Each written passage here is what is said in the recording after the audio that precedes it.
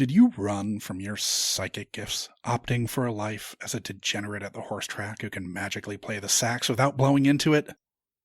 Did you run from that life at the track at the threat of a tax audit and into the arms of nightmare science where you'd use said psychic gifts to incept or jump into people's dreams to help them through their issues? Were your gifts unwittingly being weaponized by covert government operatives that you'd only be able to outmaneuver because you recently discovered, while mind-raping your ostensible love interest, that you didn't need all those fancy sleep research doodads to walk right into someone's dreams? If so, you may have just found yourself in the Unkind Rewind, where we tried our damnedest not to dream of a nuclear holocaust that we caused in the 1984 Dennis Quaid star vehicle, Dreamscape. Thrill me.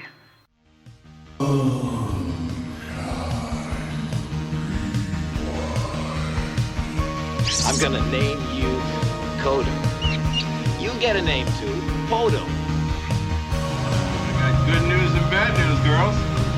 The good news is your dates are here. What's the bad news? They're dead.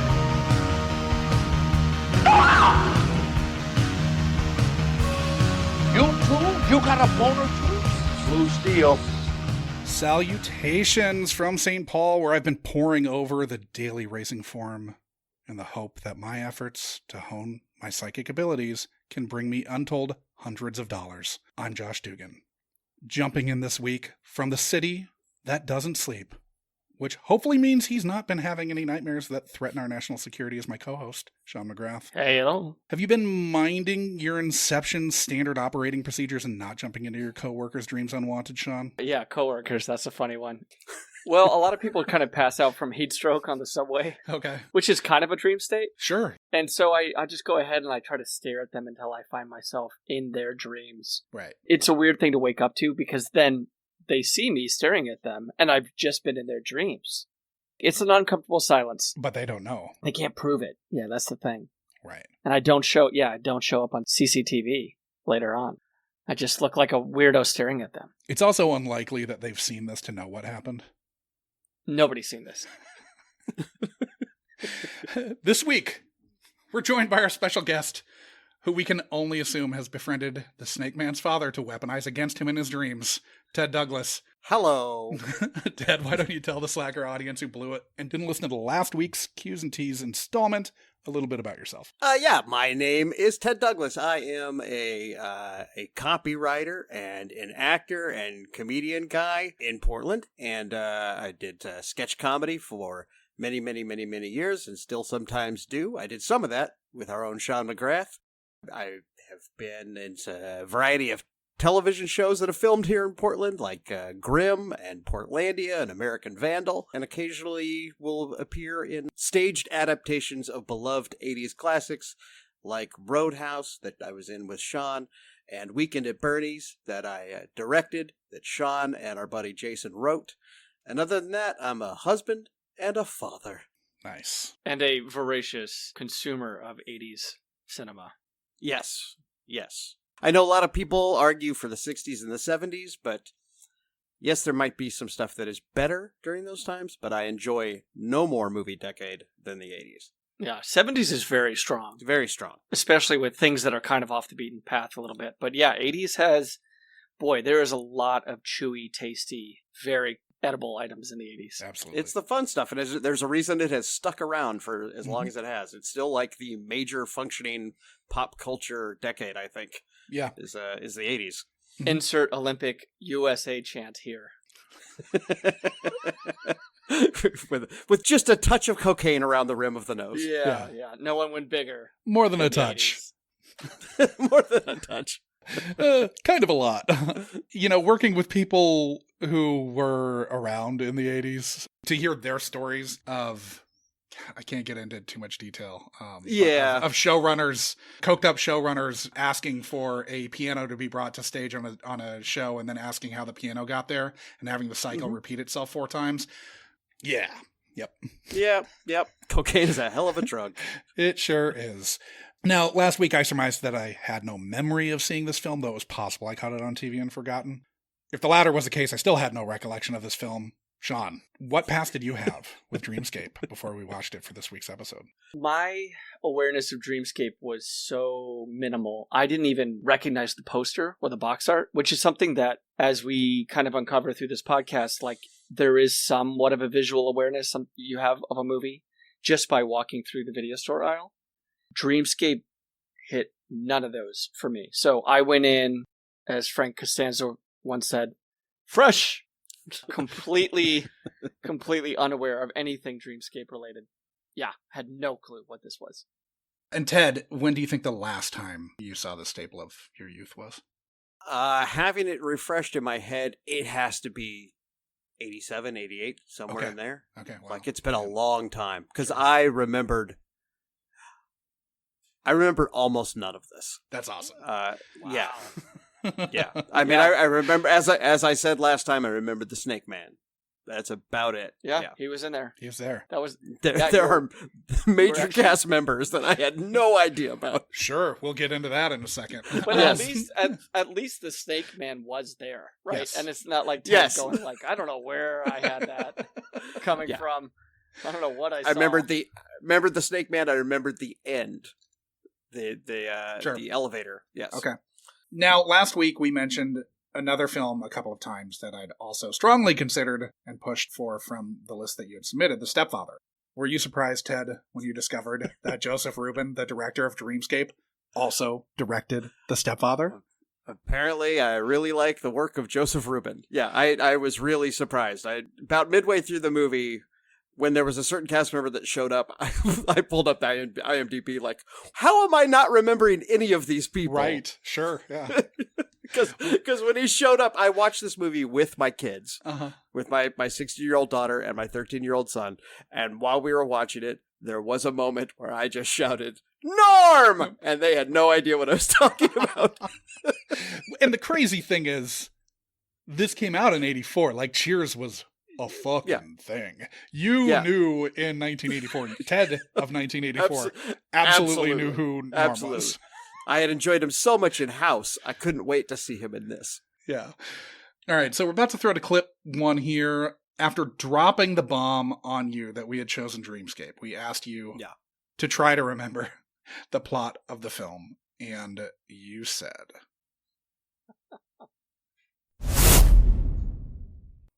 I do not remember why they go about creating the technology to enter someone's dreams, but I remember that they do. I remember that it's Dennis Quaid, and he goes in there. Begins to encounter, like, I believe, nightmare scenarios from other people's dreams.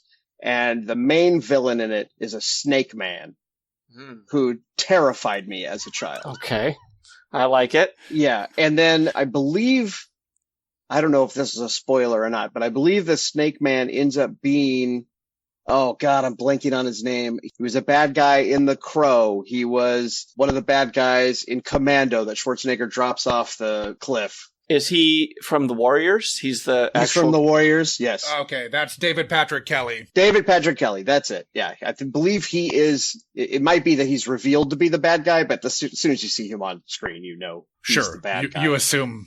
Yeah.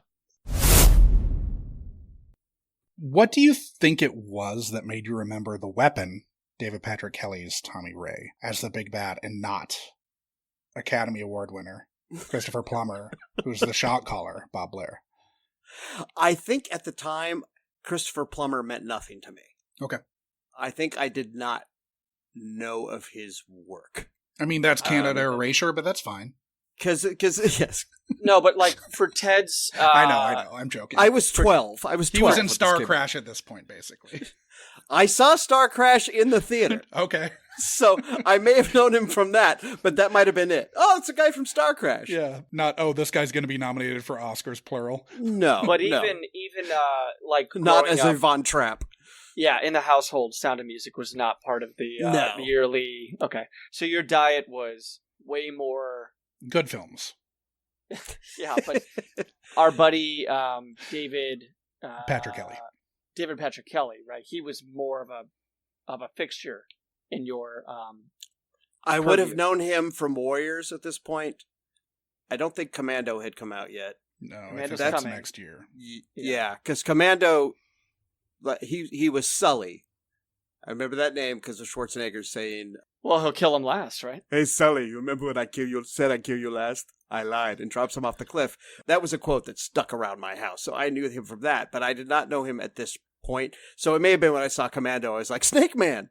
And then later when he showed up in The Crow, Sully! It's such a weird first visual, right? When you see him, the Snake Man.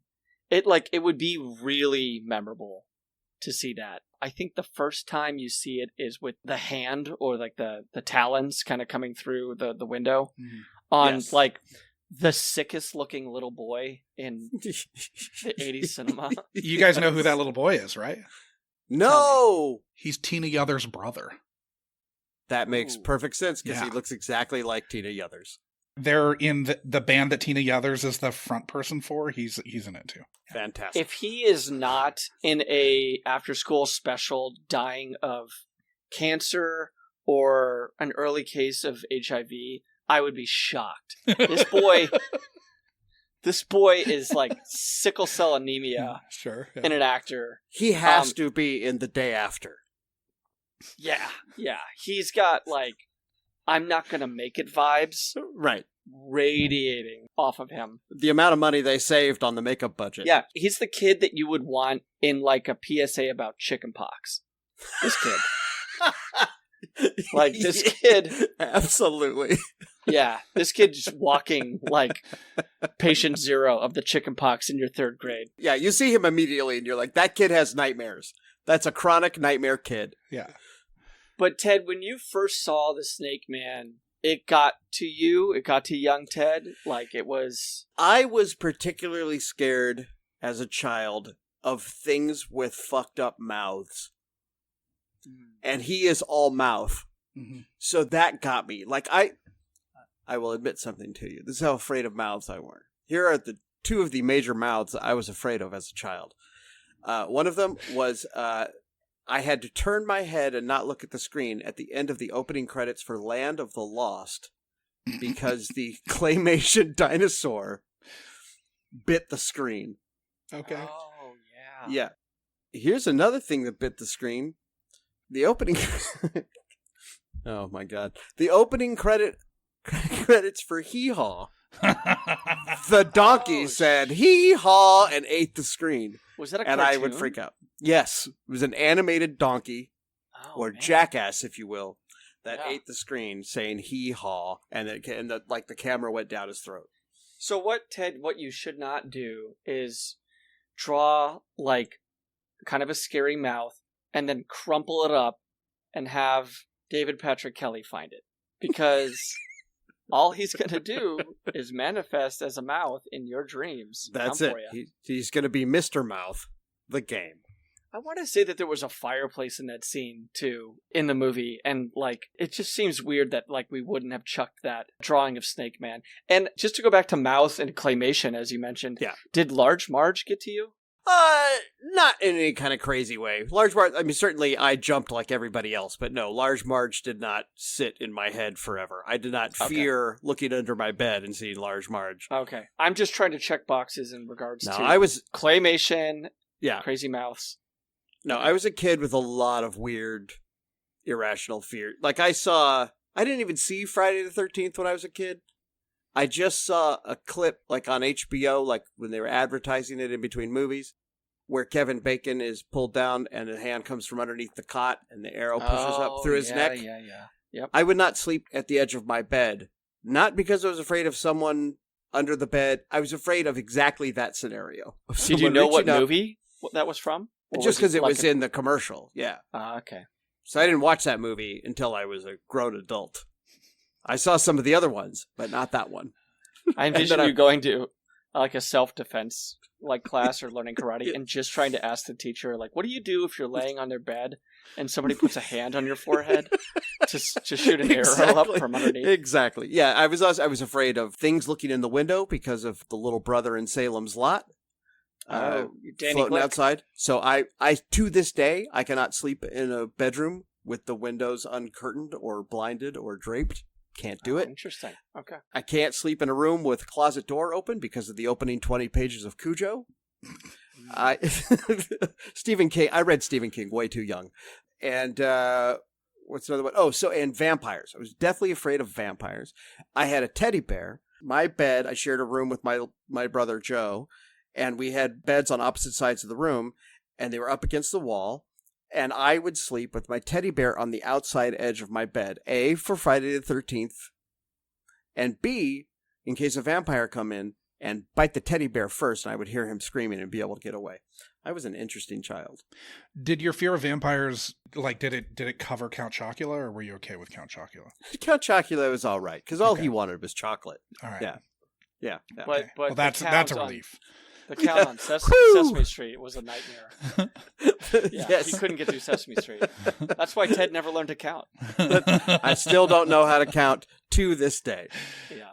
2, 4, 9 this day. 3 this day. Was it odd to you that Dennis Quaid, being a genius psychic, wasn't the thing that jumped out to you from, like, the haze of your memory of this film? I mean, I just always assumed he was. Okay. In real And life. we're talking... This is Like, DQ and let's IRL, yeah. Yeah. We talk Dennis Quaid? Because this Can was we? Talk Dennis Quaid. prime Dennis Quaid. It was, I thought he was charmless. Really? I thought he was... He's a really strange character, but he's coming off of Breaking Away, right? So that's kind of his big Breaking Away 79, But that was earlier. I want to say. 70s, Yeah. wasn't it? Yeah. 79 or Yeah. 80, yeah. I So think it was between 80 that- Oscars, 79 release year. So between that, so these 5 years is what's Dennis Quaid cooking up? He's not a TV actor, right? Like he's a movie guy. No. I don't believe so, yeah. No, he didn't go Yeah. over to the Breaking Away TV show. I didn't know there was one. Yeah, Barbara Barry was the only character to cross over from the movie to the show. No Paul Dooley? He didn't come over? He may have to, I guess, but I know that neither Quaid nor whoever played their brothers, right? I know that neither one of them went over. Yeah, it looks like before Dreamscape, like Jaws 3D had come out, so I would have known him from that. And then he was There in... we go. It wasn't critically well received, but it was a big enough hit that he was a marketable enough name to get $6 million for this. Well, and he blew up in The Right Stuff. Well, isn't He the was right big. stuff after this, or is that right before No, this? it's before. Okay. It's right Yeah. before. Yeah. So there was Jaws 3D, then The Right Stuff, then Dreamscape. But this probably got greenlit before the right stuff had come out. Correct. Yeah. 'Cause yeah. they shot And it then maybe early he blew up. He blew up in The Right Stuff, and then they were like, "Oh fuck, we got Dreamscape coming." Yeah. God damn it. Yeah. I thought he was basically, if you took Harrison Ford and sucked all of the fucking charm and charisma out and just left the smarm. Harrison Ford, all smarm, no charm. It struck me watching it that he sounded exactly like Harrison Ford. Like his voice is Harrison Ford's voice. Yep. And it was kind of freaking me out. But I did not find him charmless. Yeah, I didn't either. I thought he was unctuous and I thought he No, was, I'll be honest. It's kind of hot for Dennis Quaid in this movie. I was like, that guy, whoo. Yeah, he looks like he's on the CrossFit machine. I think he's got a nice kind of way about him. The stuff that kind of gets in the way is like, he's a really squirrely, kind of snaky dude. Mm-hmm. Not Snakes! Not to get too Snake Man-y here, but there's even a scene where men are presumably coming to his apartment to beat the shit out of him. Yeah. And he just kind of hunches down in the back seat of a car, like, problem solved. Gotcha! It's like, hey, you fucking idiot. They know where you live. Right. And yet he's still, like, not committed to staying at Thornhill College, presumably awaiting a beatdown at home. Yeah, there's a little bit of stupidity to him, even though he's supposed to be this, boy genius, right? That Max von Sydow. Max von Sydow, by the way, Jesus Christ, I did not. He showed expect up, to I was see like, him in what this. the fuck is Max von Sydow doing in this movie? There are 3 fucking 2-time Academy Award nominees in this fucking movie. Because Eddie Albert's got 2 also. That's right. Eddie Albert's that was amazing the in The first Heartbreak one. Kid. Yeah, he shows up in the opening scene of this, and I'm like, Eddie Albert? Yeah. I don't remember I knew who Eddie Albert was at the time. Yeah, because he's in Green Acres. And then von Sydow, like, what? Oh, does he have the antidote for the beer? Mm-hmm. You know, it was, that's how I knew Max von Sydow. And as Ming the Merciless, of course. I did not know him for any of his greater works. I knew him from those. I mean, even just Max von Sydow and Christopher Plummer in the scenes that they do share together, there is so much gravitas Absolutely. and like cinema fucking clout between these two guys. It's so weird that this is the movie that has paired them together. And it was weird that Max von Sydow was not playing a creep. Like, he was just a scientist at a place doing a thing and played it, like, downplayed it, just normal dude. And I was like, who is this guy? I've never seen. Why do I kind of like want to give Max von Sydow a hug? That's not how this is supposed to go. Well, it's funny that Christopher Plummer is playing the Max von Sydow character and Max von Sydow is playing the Christopher Plummer character. Absolutely. Absolutely. Since I have IMDb open here for Dennis Quaid, I don't know that there's a greater example or a case of someone needing to fire their agent. Holy shit. He did The Right Stuff, came hot off of that. Dreamscape, Enemy Mine, which is not good, you guys. Seen it. Oh, that's the The Big Easy, not good. Do you think that Gossett needed to fire his rules. agent more though than Quaid did it for Enemy Mine? Maybe they had the same agent, and that's how Gossett they got had paired. a fucking Oscar. No, he locked on to Iron Eagle, and that was the end. Inner Space, which is I have seen recently and rules. But then Suspect, DOA, Everyone's All-American, Great Balls of Fire. Dude, Great Balls of Fire is so bad. It's so bad. And then like a bunch of movies I've never heard of, a couple of music videos, then a tiny part in Postcards from the Edge, which I also saw recently. Wilder, Napalm, Undercover Blues, Flesh and Bone. Holy shit. I'm just thinking now that Dennis Quaid played Jerry Lee Lewis in Great Balls of Fire, which is the song that Anthony Edwards plays to woo future Dennis Quaid's wife in Top Gun. Pretty good. Yeah. Yep, that's how my brain works. Take me to bed or leave me forever. Lose me forever. That's it. If it's any consolation, I've heard he's a dick. Well, I mean, his brother is certifiably insane. Yeah. It can't be that different. Probably not. Yeah. They're both raised by the same people. Correct. Usually you don't get that certifiable without some foundational issues. Correct. Anyway, you mentioned that this playing at the Valley Theater meant that it probably wasn't great. Correct. Let's take a trip back to 1984 for a second. Mm-hmm. After being produced independently and then getting bought by 20th Century Fox for distribution. Mm-hmm. And this cost $6 million. Fox dumped Dreamscape in the theaters on August 15th, 1984. This was the second major studio film released with a PG-13 rating. Right. And they had to cut some brief sexualized nudity out to get the PG-13. This was released opposite and behind fellow end-of-summer openers Tightrope, The Woman in Red, and Sheena. And also finished behind in the box office this week, Red Dawn, mm-hmm. Ghostbusters, mm-hmm. Purple Rain. Like 87th week, yeah. Mm-hmm. Yep. Purple Rain, wow. Revenge of the Nerds, The Karate Kid. So I think this finished 9th its opening week. Now, all of those, the ones that I just listed with the exception of Red Dawn, had been out for a month or more. Red Dawn was in its second week.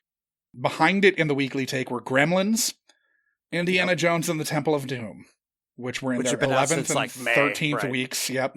Followed by Cloak and Dagger, The Jungle Book, and The Adventures of Buckaroo Banzai Across the Eighth Dimension.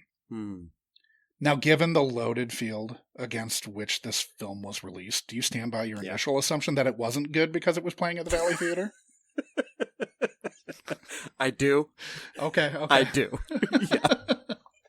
Because that's a loaded... I mean, when those are the top 15 movies and... You're opening at the Valley Theater? Aside from the ones that opened that week, it's crazy. Yeah, you're opening at the Valley Theater unless you're huge. So they had brought back the 1960s Jungle Book in theaters? Mm-hmm. Yeah, because Disney, that's when they used, wasn't doing that's when they used to open the vault, right? Mm-hmm. Oh, the vault, yeah. Yep. Yeah. Famous vault. And I'm realizing here, I scrolled down in Dennis Quaid's IMDb listing here. I would have also known him from Caveman.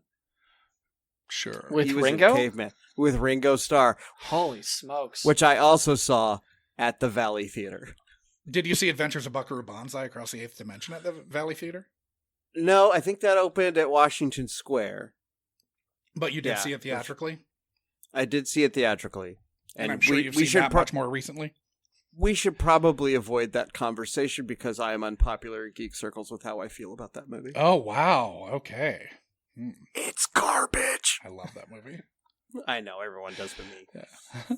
I don't love that movie. You know, everyone has those ones where you're just like, why does everyone else love this? Yeah, and what you is feel wrong with what's wrong with me? You feel like you're fucking crazy. Yeah. Because I do Everybody not. has like those. this movie. Yeah, absolutely. Yeah. I don't get it. Yeah. Now, about to throw to clip 2, where Sean followed up by asking why Dennis Quaid was going into people's dreams. So Dennis Quaid goes into people's dreams because why? That I honestly do not remember why he is doing. I don't remember if he's like a scientist. I don't, because I'm afraid that I'm going to start getting stuff mixed up with Inner Space, which I did see again just recently and holds up. Oh my God, that movie rules. I can't remember why it is. And I think the woman in it is Kate Capshaw? Maybe? Okay. Is it? I don't know. We'll see. Yeah. I don't remember who the female lead is. Right now. Okay. Yeah, we don't want to reveal yet. No, it's fine. I mean, I can. It is. I'll okay, assuage, yay! I'll assuage your I got it concerns right. that your memory is failing you. You got that right, and Dennis Quaid is the star, so. Yes, and David Patrick Kelly is in it. Uh-huh. Was the why of the purpose of this research being done clearer to you on this go-around than it was when trying to conjure it from your memory? As soon as I saw the opening scene with the president dreaming of nuclear war, I was like, that's right. And it all flooded in that like, oh, yes, this is a plot to kill the president. Okay. Got it. This is all coming around. And that part all kind of filled in. But I did not, still, when they introduced the idea of him being a psychic, that part just absolutely, that was a surprise. Like, oh, we're dealing with psychics. Okay. And then I couldn't remember, like, okay, well, if we're dealing with psychics, is there machines? I thought I remembered machines, which is, we started sparking all the Inception stuff. And then when the machine showed up, I was like, oh, okay, yes, here we go. And it all fell into place.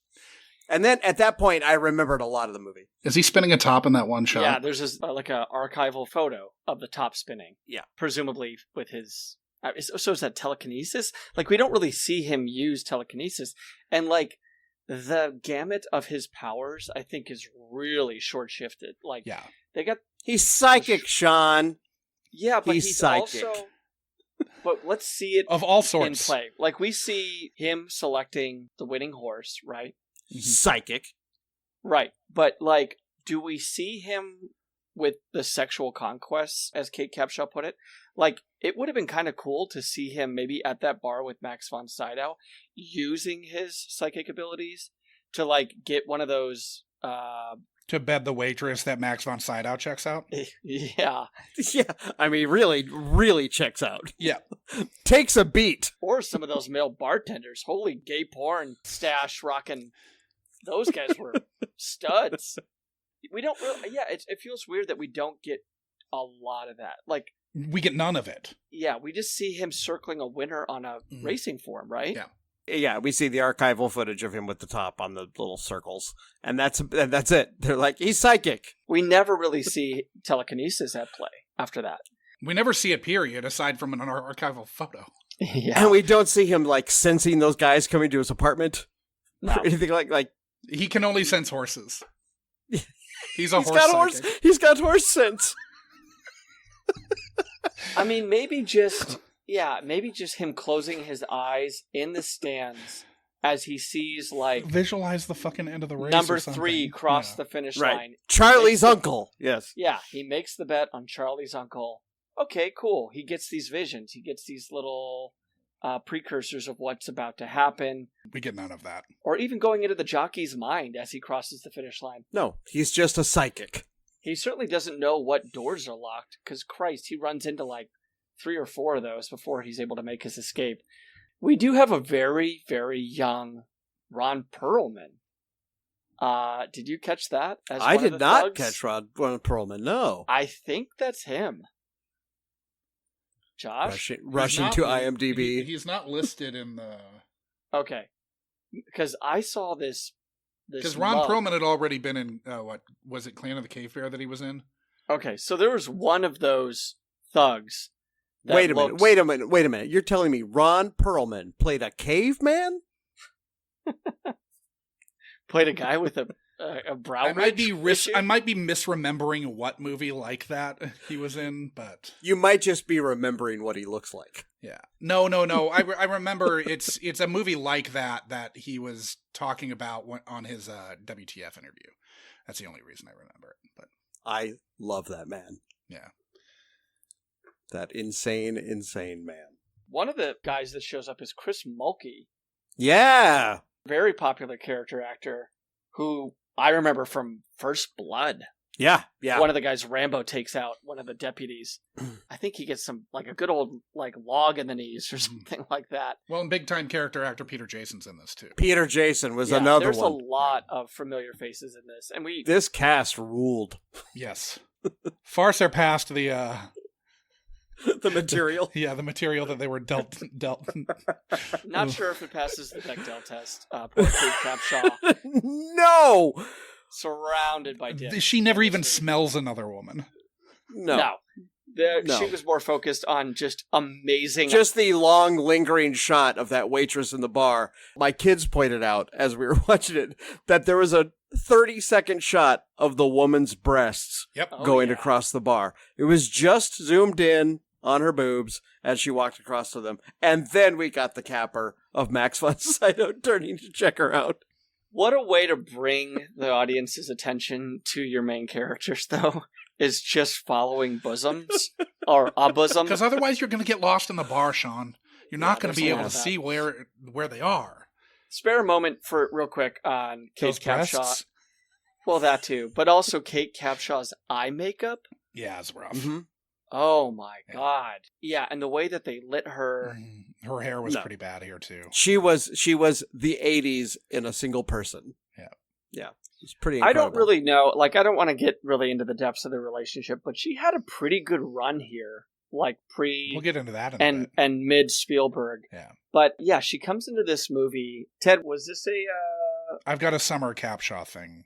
Okay, that I'll but get to. for young Ted, was this a pinup girl for you? Was Kate Capshaw the real deal? Oh, this didn't do it for you.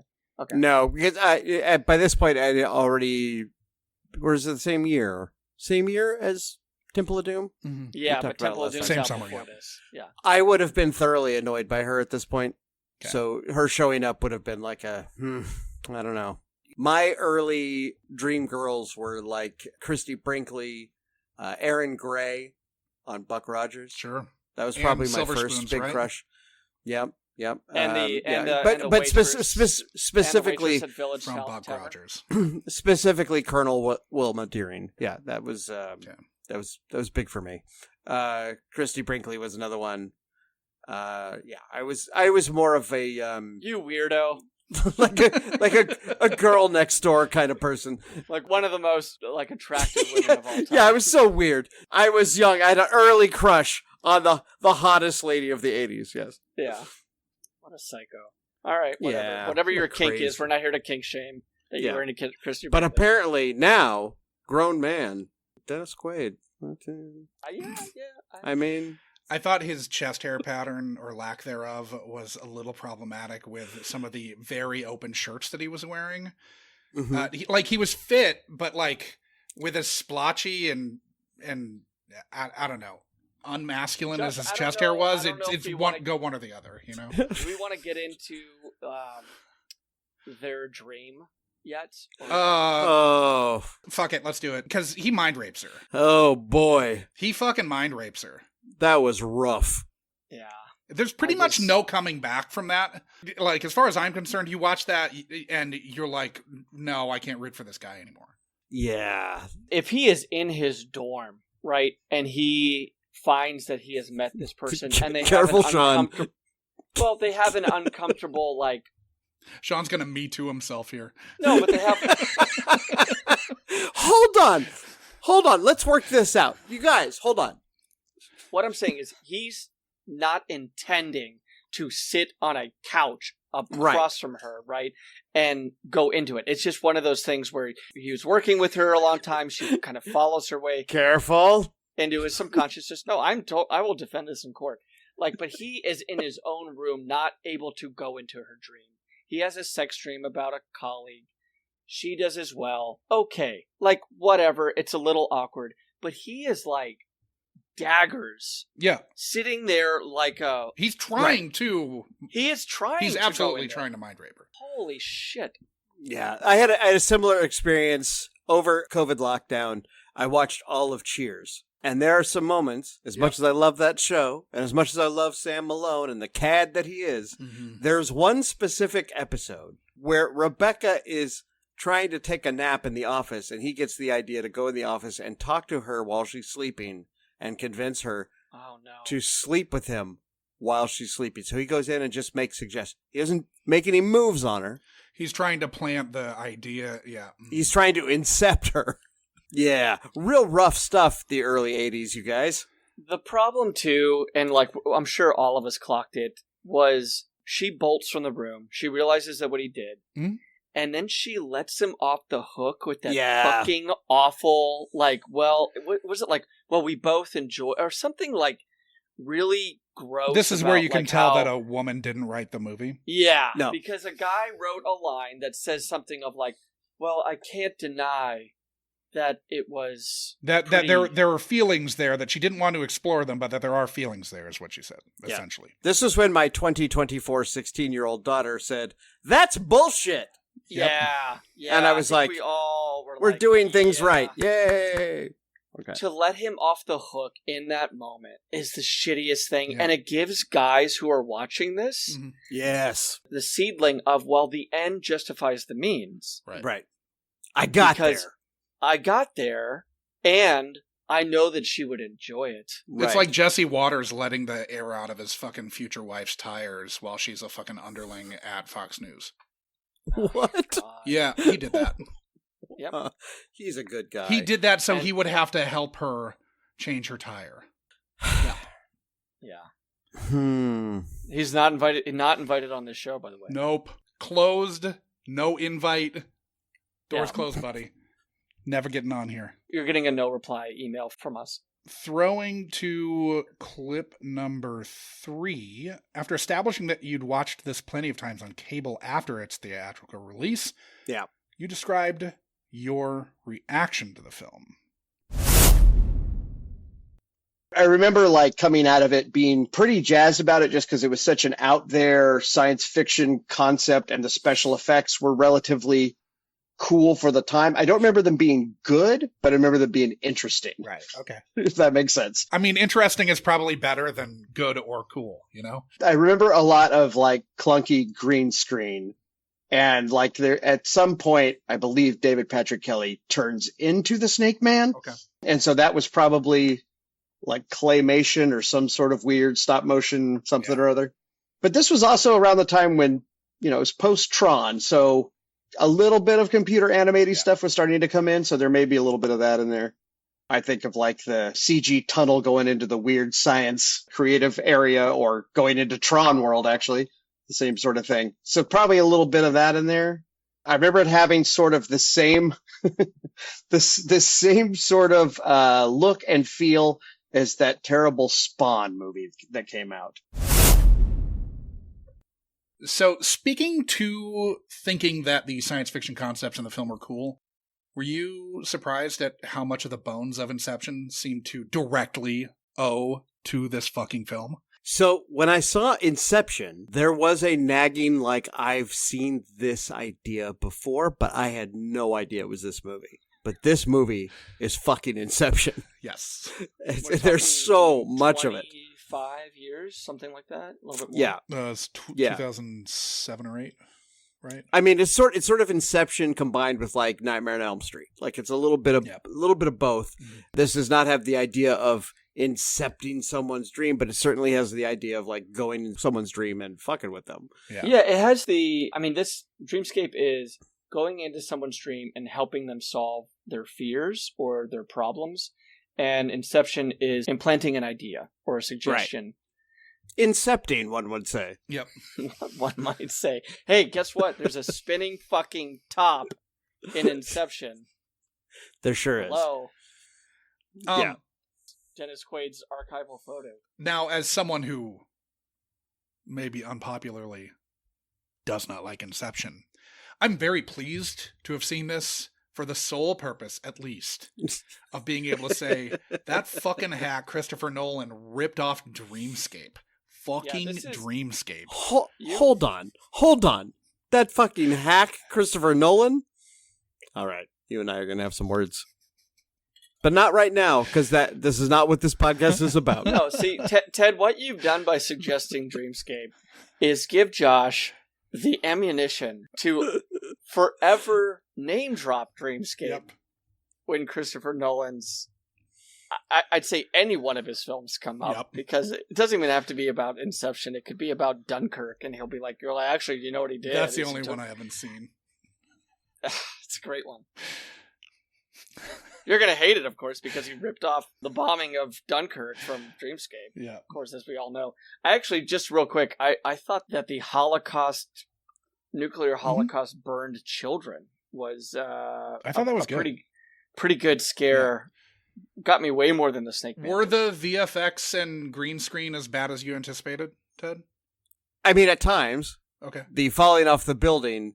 Yeah, sure. That was massive guffaws from my children. But what about the President's Dreams? The President's Dreams, I thought, were stylized enough that it worked. Yeah. But that was exactly the effect I was remembering, and exactly the effect that reminded me of Spawn. Okay. Oh, yeah. I will say, Ted, that if you and I are ever in a situation where, like, I'm falling off a building or, like, an I-beam, don't grab my fucking shirt sleeve. Just grab your arm. Can you just hoist me back up? Grab your physical being instead of without your clothing. Testing my Target Greatland flannel. Yeah, for Christ's sake. I thought, because that happens fairly early in the movie, that first dream, the sped up clouds and the bad green screen. I thought I was going to lose my kids there. Yeah. But they stuck with it because I kind of gave them the heads up, like the special effects. This is 1984, which means it was made in 83, special effects. No CGI, no anything. Yeah. And there was not the CGI. And I mentioned in that clip there that the tunnel, the CGI tunnel, we did not get CGI. Mm-hmm. We did get the tunnel. Yeah. So I did remember the tunnel going in. Yeah, that's kind of the gateway, right? That he goes through is this kind of poor man's 2001 light show kind of odyssey that he goes through. And it looks pretty good that they didn't reuse it. It felt like they kaleidoscoped enough images so that everything kind of felt like new, like we're going into a new dream, we're going into a new mind. I didn't really have a problem with that. Ted, did you notice the animation? Not even the claymation. Mm-hmm. But I believe that there is a actual like cartoon image when the Snake Man is feasting on or tearing up somebody before they start the run through the hallway. I did notice that, and I believe that it is in the same way that like 89 Batman has an animated Batman at some point. I will give some credit to that hallway chase scene from the Snake Man and that fucked up staircase. Yeah. I thought staircase was really pretty well great. Done. Yeah, really well done. The kid's dreamscape was really shades of Cabinet of Dr. Caligari. Like very like, you know, hyper stylized German expressionist, you know, 1920 stuff. Rennie Harlan also stole a lot of that for Elm Street 4, I believe it was. Yeah, or 5. And boy, we're really tearing into this fucking sick kid, but he had to have gotten some rotator cuff damage with Dennis Quaid yanking him down the staircase. I mean, he could not move as fast. Going down a wonky staircase would be physically difficult. He should have thrown him on his back. I don't know why he didn't. Yeah. Eddie Albert was fucking moving though, man. He I don't know how much. And Eddie Albert was like late 70s. Yeah. Like Eddie in Albert's this movie.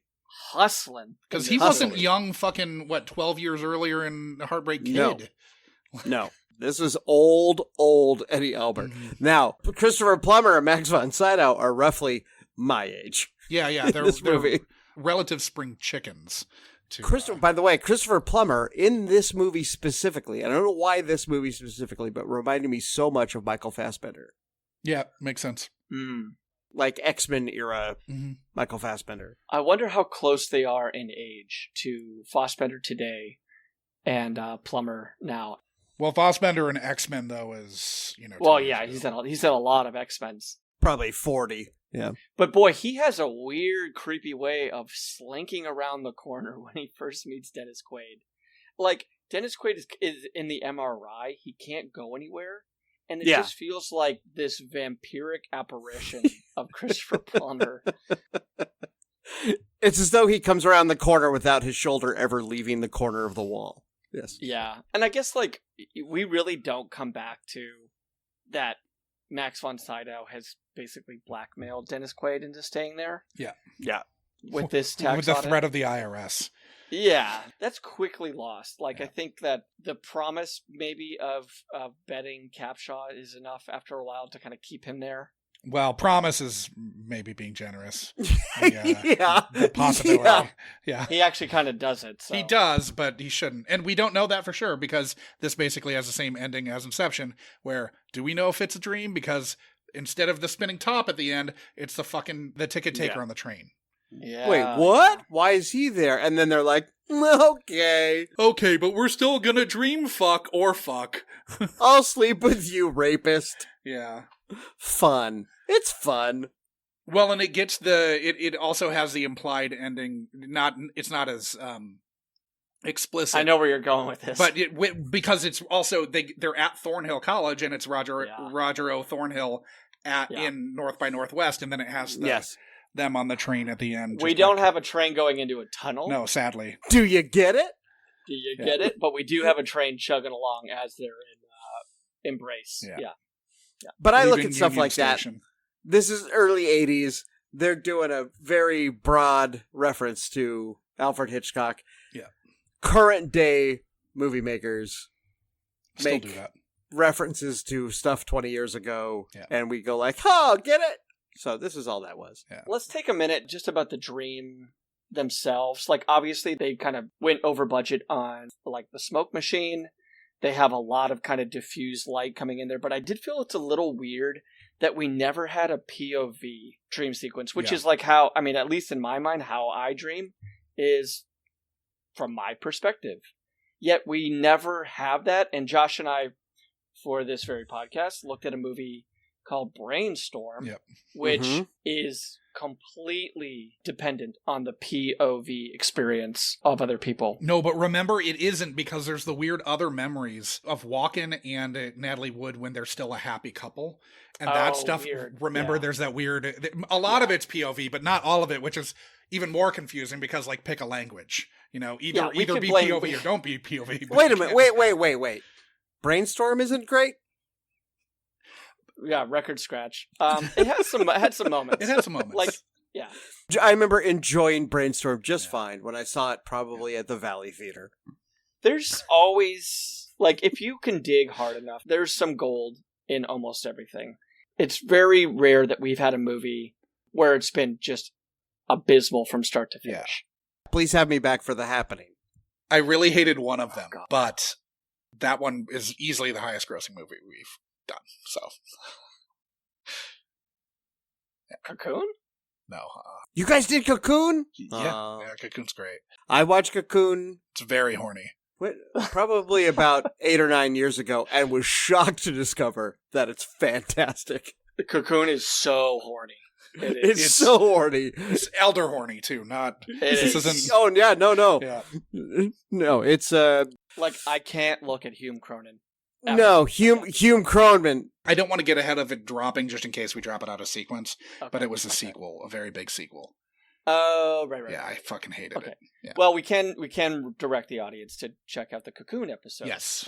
Which is fun. Okay, so how do you feel about how the Snake Man was conceptualized? Well, I like that the Snake Man, probably because of limitations of special effects, that every time we saw the Snake Man, he looked a little different. Which I kind of like that as a dream thing. Sure. That even when Dennis Quaid becomes Snake Man at the end, he looked completely different than the other two Snake Men that we've seen before.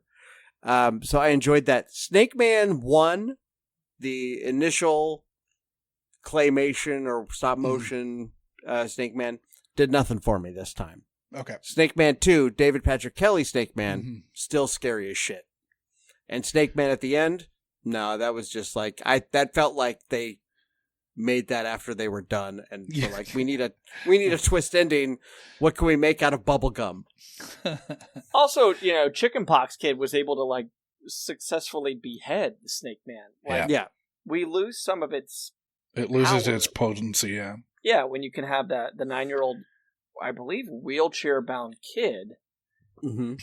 I don't think Kill he's him in his not wheelchair dreams. bound. He's not wheelchair Not- bound. he's- Not in his dreams, Yeah. but in the meeting in the quad or whatever, he was in a wheelchair. I also find it really funny. Is that just like, because he's dehydrated, though? And that's something also that they stole in Nightmare on Elm Street 3. You had the kid who was in the wheelchair who in his dreams would kick ass. He also couldn't speak, and then he could speak in his dreams. I may be conflating two different children, but I like how the scientific method for like waking children up in this movie is just to shake them violently. Sure. Like, that's Yeah, what you do. You send Kate Capshaw in there to give them brain damage. You know who directed Nightmare on Elm Street 3, right? I know who It's wrote it. The primary screenwriter. Oh, and yes, producer yes. Of this, David Lowery. Or no, Of sorry. 3? Chuck No. Russell. David. Chuck Russell. No, Chuck Russell, sorry. who directed The Mask. Yes. He directed 3. Yeah, the and Mask Frank, and the Blob. Frank Yeah. and Frank Darabont wrote it. Yeah, because they have a production company together. Darabont and Russell do. Or did. Do they? Oh, I They did did not know at that. least. Huh. You have 3 writers on this thing, right? Yeah. Um, And that's I not don't counting know- the author upon whose work this is all based. Oh, I didn't notice that. Roger Zelazny. Yeah, he had a novella, He Who Shapes, and a 1966 novel, The Dream Master. That he basically wrote an outline that 20th Century Fox bought, but then hired writers to write everything. So they bought the outline, but it wasn't. So this is a movie based on an outline? Mm-hmm. That makes sense. it's a movie based on a future George Wendt novel. Yeah. Doesn't it feel like this movie was directed by a guy who cut his teeth making teensploitation flicks? Yes. I It mean, absolutely does. Yes. Based purely on the Village Tavern. Uh-huh. Yep. a He really lot- gave us that. He really knows what the people crave. Yeah. Spare a moment for George Wendt. I know that we already brought him up, but he kind of is this deep throat character meets with like a. Well, I like to think of him more as he's playing the John Travolta character in Perfect. Okay, that's the same body type. that is the first and only time those two performances and actors will be compared. But he's kind of like a Dean Koontz, right? Like Yeah, he's this he is. like poor man's horror writer. Again! Much the like only John time. Travolta in Perfect. George thought, Wendt though- is Dean Koontz. He's supposed to be playing Stephen King, basically, because his last name's Prince. And his characters, but Get it's it? also, why would Stephen King be doing what he's doing? Stephen King, the writer, would not be like trying to pursue some like. It's almost like he's doing investigative journalism as a mystery novelist or a horror Yeah, I know novelist. that email hasn't been invented in 1984, but there are other ways to contact people to ask research questions about novels than like Showing up. stalking them at a bar. Yeah. Right. I also love that fucking line about like how sorry for meeting like this, like when they have to like get to the basically before the death scene of George Wendt, where they're meeting in secrecy, right? They're meeting in private. But it's the most illuminated spot in a quad. It's like the only place in the college campus where you can see who is under the lights. Like it was a very, very Yeah. Right. Let's Bad meet under job this hacking. under this spotlight. yeah. Let's meet under these spotlights as these men are chasing us. Yeah, and also just a fun fact: when this movie came out, George Wendt was 36 years old. Oh boy, yeah. Not quite the Wilford Brimley being 49 when he shot Cocoon, but No, but what that means is that he was 32 when Cheers started. oh yeah. Yep. 32. Uh-huh. You look at the Cheers cast in season 1 and you're like, holy shit, they're all so much younger. They're than all they in their look. early 30s. Yeah. Or 20s.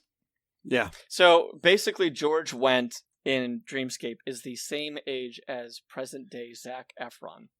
Yeah. without the reformed face. Right. Yes. Yeah. Pour one out for greatest beer run ever. Yeah, I mean, Zac Efron's face is like, what, 5 or 6?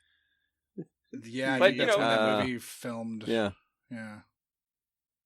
Did you find relief in the relative lack of CGI? I did. Yes, I was kind of excited that it was all practical. That made me happy. I thought there might be some early clunky CGI, and there was not. My kids, of course, found some of that hilarious. Yeah, I was just going to ask that because, like, do kids appreciate claymation in any respect, or is it just what they see? Oh, that looks stupid. That looks fake. Or is it like, kids, this is so much work. My daughter, like, one of her favorite shows of all time is Moral Oral, which is all claymation. Yeah. So she's on board. Like, they're weirdo creative kids, and so they can appreciate when that happens. They find it funny that that's what was available. Like, that there was not like, you couldn't just put whatever you could dream of on screen. Yeah. They find that funny, but they can appreciate it within the context of when it came out. And that's just from my excellent parental training. All right. At least now we've expanded the amount of people that have seen Dreamscape by like 40%. Yeah. Yeah. They cannot, balance a budget yet, but they can appreciate movies within their time. Now, to be fair to Dreamscape, it did make $12 million, which was twice its budget.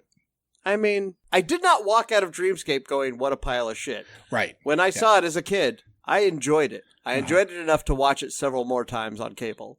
And I think regardless of the content, Dreamscape could have been about anything, but like, Quaid is red hot right now, and Capshaw's probably in a top 3 movie of the year, box office wise, at this point, right? I think it was number 1, probably. Nobody is running to the theater to see like Von Sydow and Plumber, or Eddie Albert, unfortunately. But holy shit, you have 2 people who are like in. I imagine that was a big chunk of it, let alone the content. I don't know. Maybe this is just such a... And yet it opened at the Valley Theater. Temple of Doom. Temple of Doom was number 2 behind Ghostbusters that year. Oh, of course, Ghostbusters. I'm surprised Karate Kid didn't. Karate Kid's 4. Yeah, it's 3 Gremlins. Yeah. What do we think 5 was? 85? Killing Fields. Or 84? 84. Killing Fields, Jesus, Sean. I always think Top Gun is 84, but that's 86. 85 or 6, It's 6, Yeah. I don't know. I give up. What is it, Josh? You're going to be bummed. It's Police Academy.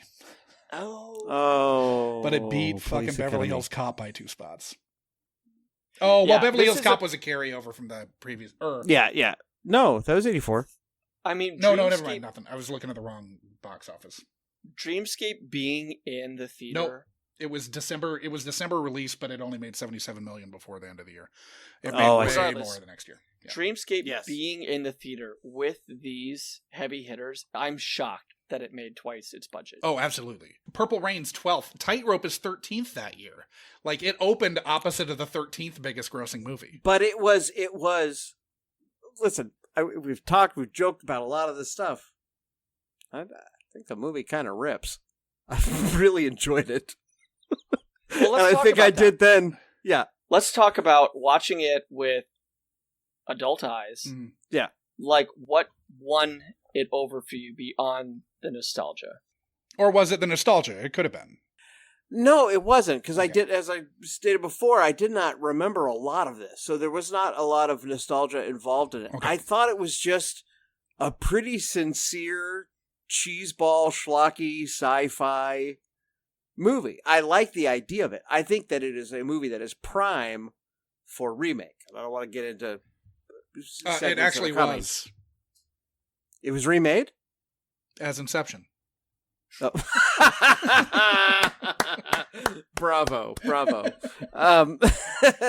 No, I think you could take this beat for beat and do it now with the anything goes special effects that we have and do something really fucking cool with it. Yeah. Minus the dream rape and maybe make him not be a psychic. I even think psychic. I liked that schlock. I liked I liked the schlock of this movie a lot, and that they did not apologize for it. They just did it. He's a psychic. We're looking for psychics, because that's where, we haven't covered it, but that's where David E. Kelly comes from. He's the evil psychic. David And so, Patrick Kelly. what did I say? David E. Kelly? Yeah. David E. Kelly is actually an evil psychic. Yeah. After making picket fences, he did. The David E. Kelly who married Michelle Pfeiffer? Yeah. Yeah. So did David E. Kelly watch Michelle Pfeiffer nap on a couch? Probably. I should have mentioned Michelle Pfeiffer when I was mentioning the Christy Brinkley and the... Oh, yeah. You weirdo. One of the hottest women on earth ever. She can still get it. Yeah, I mean, she gave us hope. She dated Fisher Stevens. Michelle Pfeiffer. Sorry, I'm going to get weird here. Yeah, but I think this movie could be remade today, now, with today's special effects, and be really fun with the right director. I think someone like an Edgar Wright could have a lot of fun remaking Dreamscape. By the way, Haley Joel Osment and Jesse Plemons, both 36, same age as George Wendt in this. Yay! Now, did you feel like this still had Spawn vibes?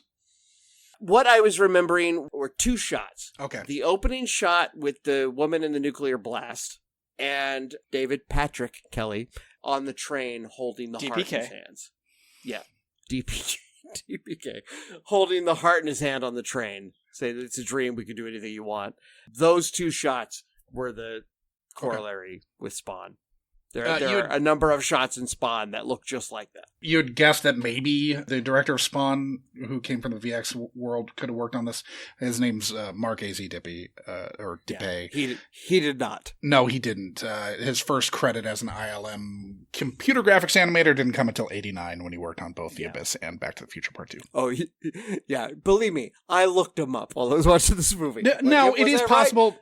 80s credits are a little CGI weird. It could be possible that he worked on this in some capacity. You can't rule it out, but he was mostly a CGI guy, not a practical effects guy. Right, This right. is a practical movie. Yeah. So the European cut, but maybe not the British one, more on that in 1 second, of the film didn't have the nudity cropped out of frame in the cuckold nightmare and the mind raping on the train. Are you glad? A cuckold nightmare. With the little nerdy guy. First stream he went into. So there was nudity in that. There was nudity in the original cut, and that was cut out to make PG-13. Gotcha. And then on the train with Capshaw, there was brief nudity, I think. I'm not entirely sure how much there was, but there was a modicum of nudity there that got slashed for PG-13. Spielberg made a phone call. No. Interestingly, it was all Quaid. Okay, interesting. Now, are you glad that the sexualized nudity wasn't in the cable TV cut that you'd have seen over and over? So Dreamscape didn't fall to getting the kibosh from your parents who weren't fans of you getting sexy time in your movies?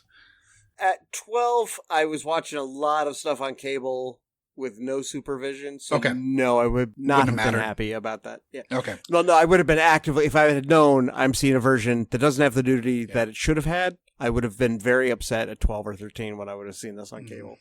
But which all the European releases did have the nudity, even video, until DVD. I think DVD, it was cut out across the board. But Ted, did you or your parents at the time really wrap your heads around the PG-13 rating that this got? This being right after Red Dawn, I believe, the second movie to ever get this. Was that a big deal? Did that come up as a... Oh, yeah, I followed that pretty hugely, even at that time. Okay. Like, it happened pretty quickly, because it was movies like Gremlins and Temple of Doom that did it, which surprised me that this also had a holding the heart in their hand move. Because it was this movie, it was a movie called The River with Mel Gibson and Sissy Spacek, I think might have been the first two. Red Dawn's the first major studio Red Dawn. release. Oh, okay. And Red Dawn. But those all came out around the same time and were the first round of PG-13. So I think that happened it wasn't like we had one summer of violent movies and then the next summer we had PG-13. It was within months because people were so freaked out by Temple of Doom. Yeah. And Firstborn, which we've already done, was also one of the first handful. Yeah. Shout out Firstborn. I love Firstborn. Firstborn's great. Yeah. I love it. Yeah. Saw that in the theater. Yeah. So did our guest who saw it with his divorced mother. Yeah. Shout out to Chad. Strangely, Terry Garr. Yeah. So, Ted, does the PG-13 rating play a big informative role for you nowadays? Is that something, I mean, maybe with movies that you haven't seen yet? Or did the movies that your kids see have to go past you first? I mean, they were both pretty huge horror movie nuts, gorehounds, from pretty early on. My oldest especially was really into it, so the youngest fell right into line with that. I think there's maybe a year where we would watch horror movies without him, and then he came on board. So the only stuff that I won't watch with them is stuff that gets like super sexy, but I talk to them openly about it. Like, I'm like, you guys would love Boogie Nights, but I'll never watch that with you. Because that's weird. And they're like, got it. Yeah, that would be weird. Because you are the child of your parents? Well, you're not telling them they can't watch it. You just don't want to watch it with them. Yeah. Correct. Gotcha. Like, they were asking about, like, I watched recently Maxine, and they were like, I've heard that trilogy's great. I'm like, well, the first one's pretty good. The second one is incredible. And now that I've watched the third one, kind of whiffed the ending. But they're like, well, can we watch those? And I was like, you can watch those. Yeah, I'm not watching them with you. Yeah. I'll not be watching, especially the first one with you. No. Pearl, I might be game for watching that with them. But, you know. But then you might be spoiling that it doesn't have anything like that in that, too. So we're pretty upfront in talking about that kinds of stuff with each other. It's kind of a spoiler, right, Josh? It kind of is, If Ted is sitting down with you, there's not going to be a lot of sex in the movie. If you're his child. If you're a child. No, if it's one of you guys, let's go. You guys will not believe how hot Dennis Quaid is in this. Sit down. Let's talk more about dream linking with young boys. While we're on the subject of alternate cuts, the British release had the nunchaku scene restored in 2000. It was previously cut because of like weird weapon censorship shit. Yeah. With BBFC. So yeah, they're pretty conservative with stuff with like thuggery and violence. I remember in one of the terrible prequels of Star Wars, sorry Ted if you like those, they hold on. We talked about it last week. You take those words out of your fucking mouth, McGrath. They cut out a headbutt that Obi-Wan delivers because that was deemed too violent for the, I believe, PG rating. Would those have got, Ted? I think the first one is PG, and I think the other two are PG-13. Yeah, okay, right, I think. okay, where it got dark. But yeah they did. Yeah. Well, there was a lot of sand violence. You know, it's very uncomfortable. You wouldn't like it, Sean. Yeah, I sat through those. Lots of violence against my childhood. Big time. Now, if you watched last week's ep on YouTube, there was a joke about Martha Plimpton being George Plimpton's daughter. She's Keith Carradine's daughter with Shelley Plimpton. You nerds. Just want to cover that base so the Plimpton mob doesn't come after us. I thought that was a joke. I thought the joke was apparent, but I guess not. Yeah, I cut it out of the audio just to... Because we were talking about like real kids. Right. We were talking about real kids, and it was a joke, and then I was like, I don't know that it's definitely not. It didn't play enough. I took it for real, and I did not, because I was like, really? I did not know. Keith Carradine's daughter. Oh, I wish it was true. Though. I think I did know. It would be hilarious if she was George Plimpton's daughter. Yes. So, thrown to clip 4, I asked what memories stuck out to you most about Dreamscape. I mean, mainly the Snake Man. Okay. The Snake Man is a huge thing, and that I remember his transformation from man into Snake Man. I remember a part with the Snake Man in an elevator. You know what? I'm realizing also that I was about to start talking about some other stuff, but I think I'm also combining it with the Snake Man is not in this movie, but I'm also combining it with the movie Brainstorm that had Natalie Wood and I believe Christopher Walken. We've done that. That's in the can. That's in the can. Oh yeah, already. That's coming. Yeah. So I think I'm combining some stuff that we recorded. So yeah, I'll be interested to revisit that one too. But what do you think you're confusing the part from Brainstorm? I think there was like sex scene-y stuff. Okay. Is there that in Brainstorm? Because that's about recording memories and stuff, right? Like early Strange Day stuff. So I may be combining VR. Yeah. Yeah, I mean, maybe it's nothing super salacious or anything, but yes, there is. It seems to me that there's probably that in Dreamscape, because how would you make a movie about entering people's dreams without that happening? Wouldn't be very Freudian. No. So, Do you think the Snake Man would still be the lasting memory from the film for you if you saw it now for the first time? It would be Snake Man would be the takeaway? yeah.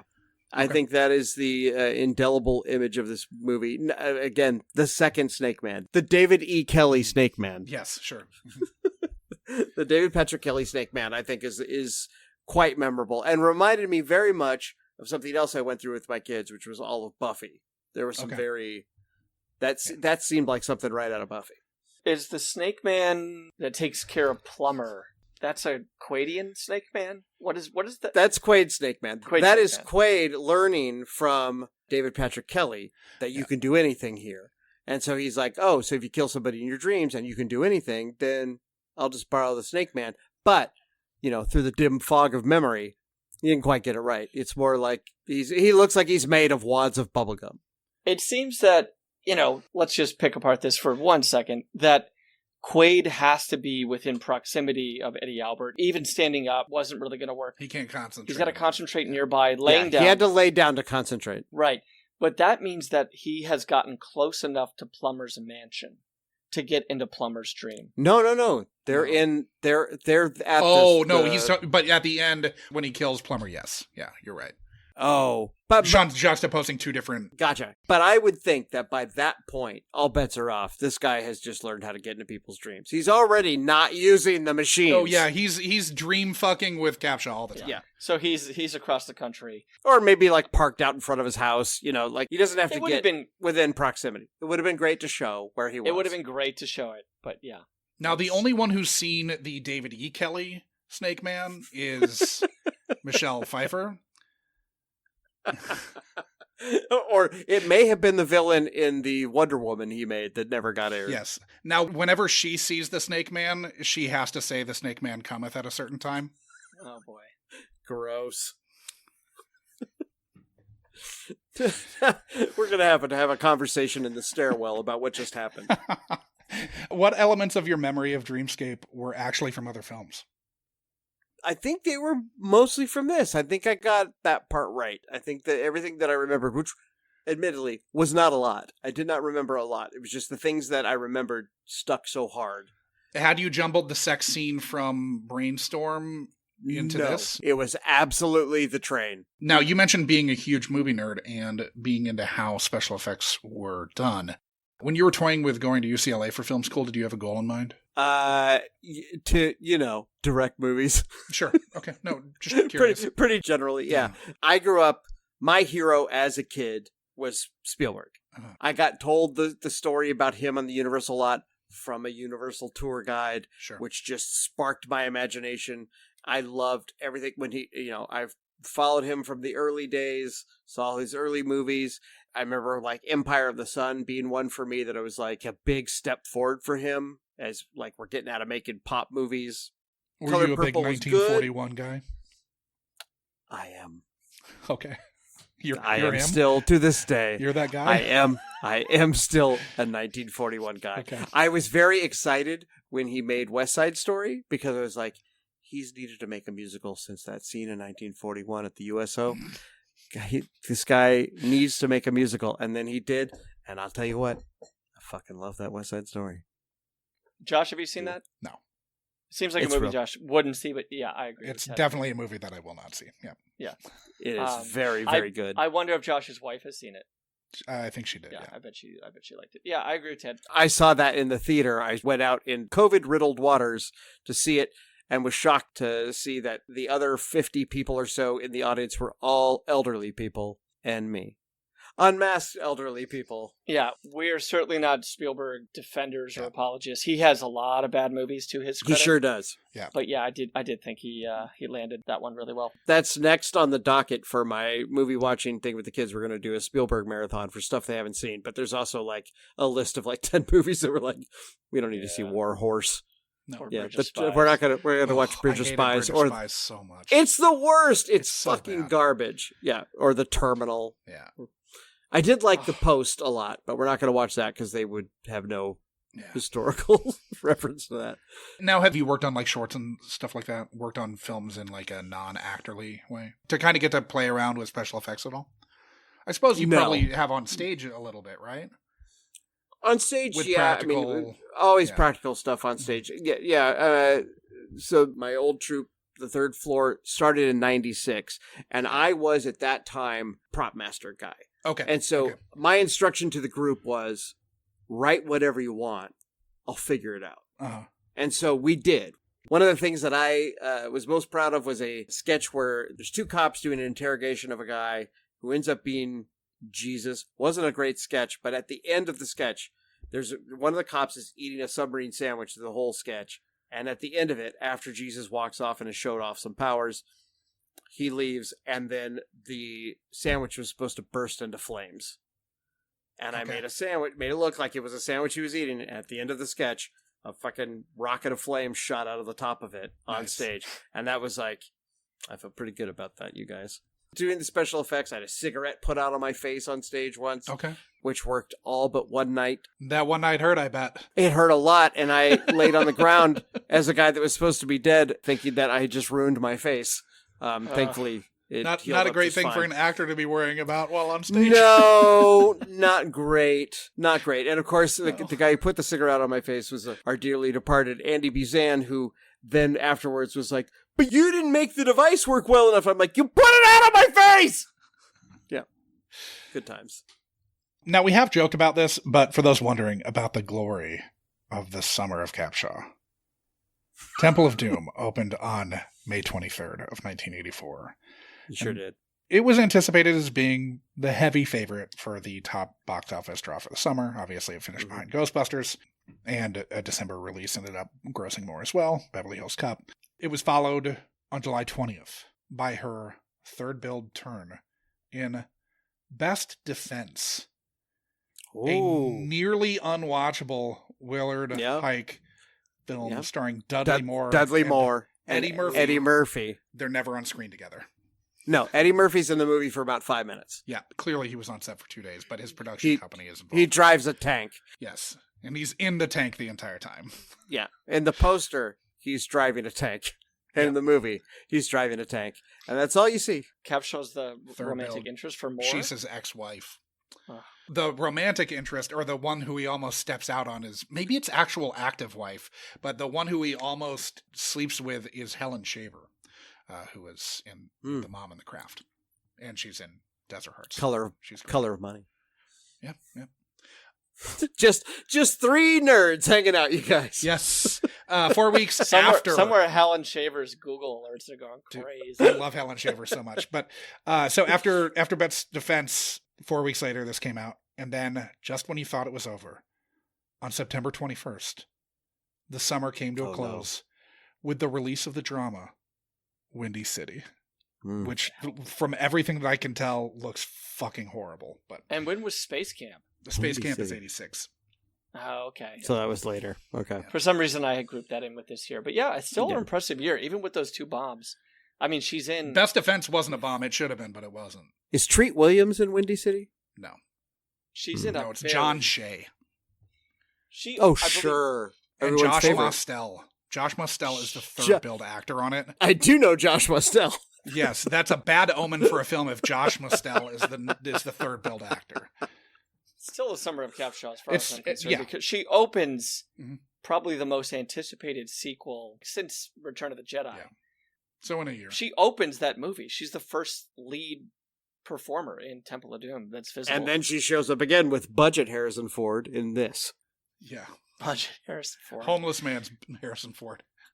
Okay, well, Josh, where are we? Do we want to talk a little bit about... So I've just got one more clip to throw to. Let's hear it. We closed by asking what your expectations were for your return to Dreamscape, and you said... I have hopes and expectations. My hope is that it is a forgotten gem. My hope is that I feel just as kind of goofy excited about it as I was as a kid. my expectation is probably the opposite of that. Do you think that's a defense mechanism, or do you think that's grounded in Oh, that's interesting. I mean, sure, I bet there will be a little bit of like internal embarrassment that I liked this so much when I was a kid, but also it wouldn't be the first time.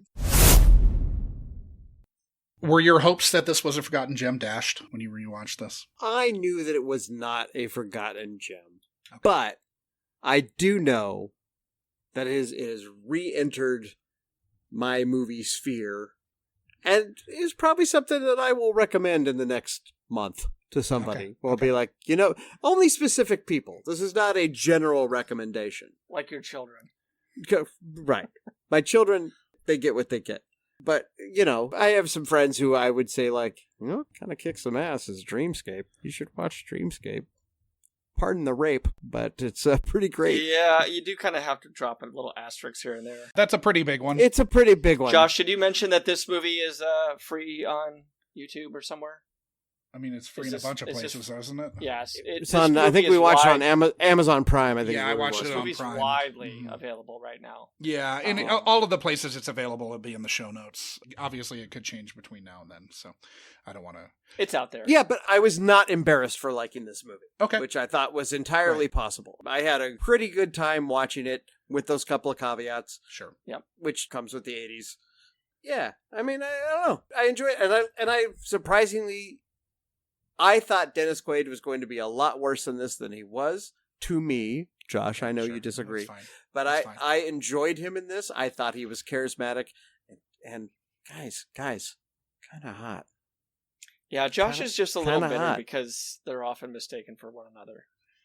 So he gets that. He's like... Sure. Like they often call me Harrison Ford. All the smarm, none of the charm. No, I get it. I'm often mistaken for Max von Sydow. So sure, yeah.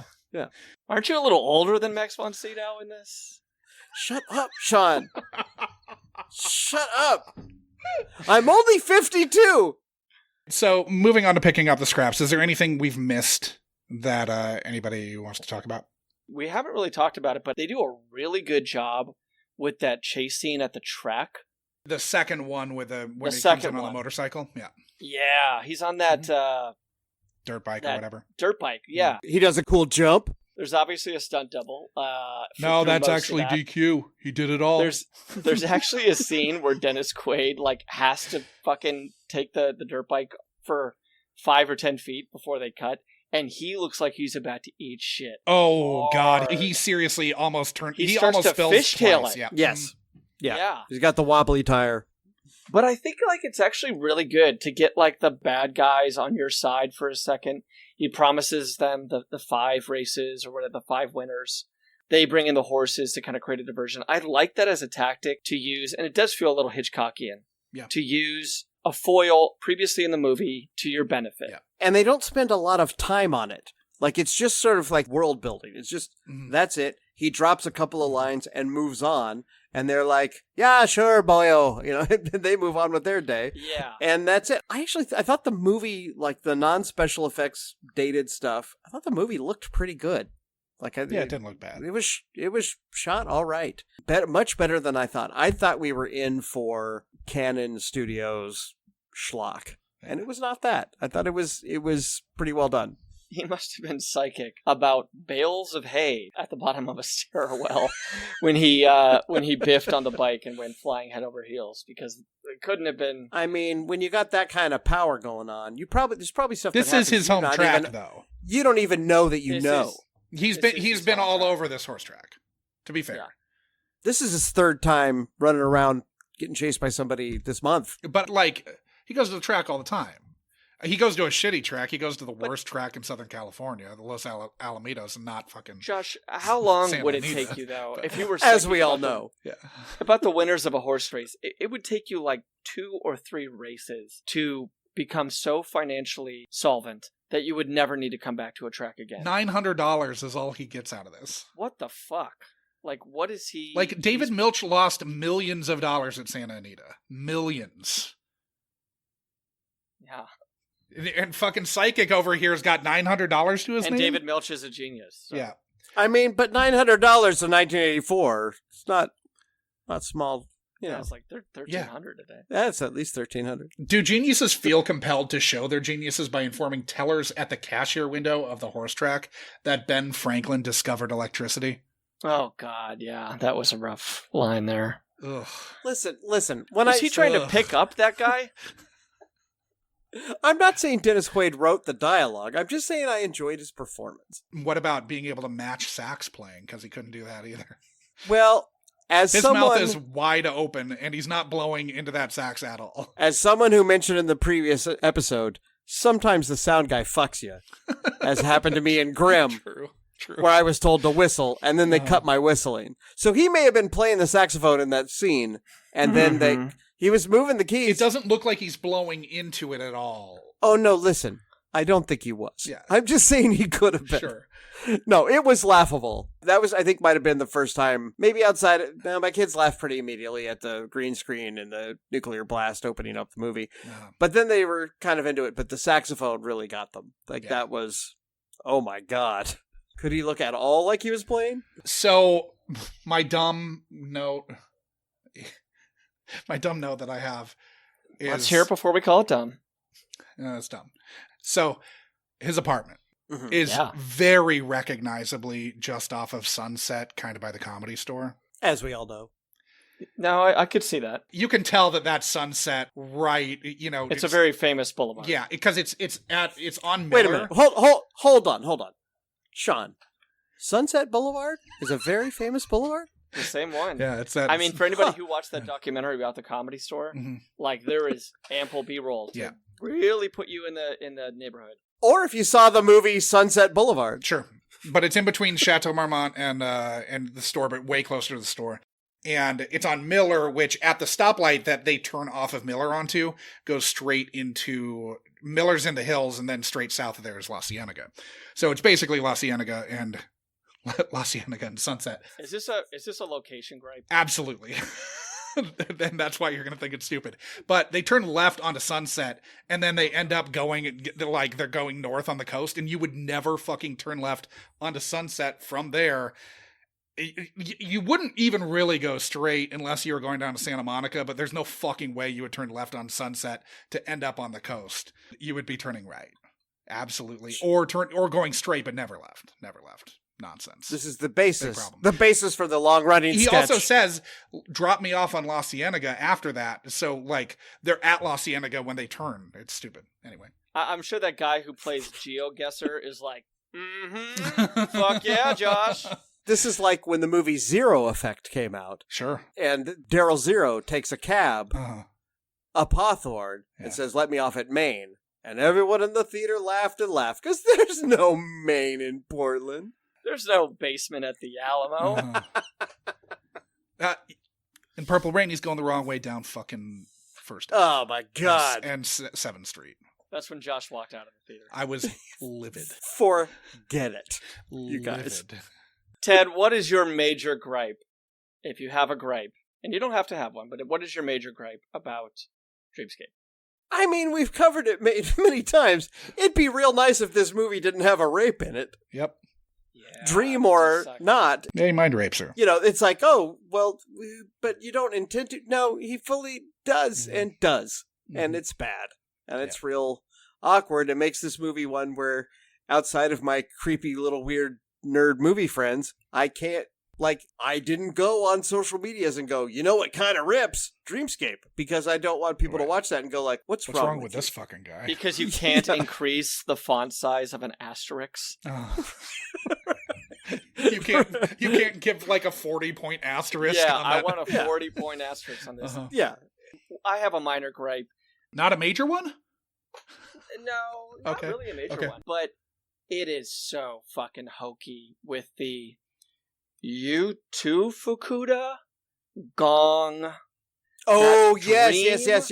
To absolutely. Show, like, holy shit, that was corny. And it didn't need to be.